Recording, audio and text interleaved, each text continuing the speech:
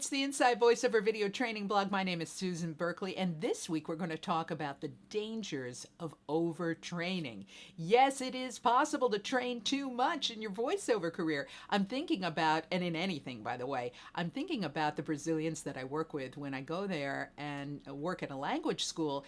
A lot of them feel that they have to know everything before they even start to speak. And I understand that they feel uncomfortable, but my advice to you is to get yourself out there into the marketplace as soon as possible and then adjust with real world feedback. There are some coaches that try to keep their students with them for 2 years or more before they even make their first demo.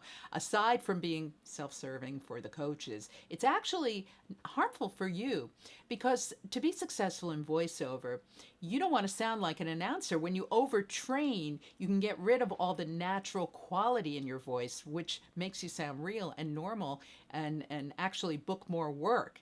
So what I want to say to you is work to get just good enough, make your first demo, such as in the 90-day training program that we have here at greatvoice.com. We send our students out into the marketplace, they start getting feedback, we enhance what they're doing, and we adjust, and we find that they get results that much faster and attain success that much more quickly in voiceover. So don't wait too long, work toward being an enhanced version of yourself. I'm Susan Berkley, back next week with more Inside Voiceover.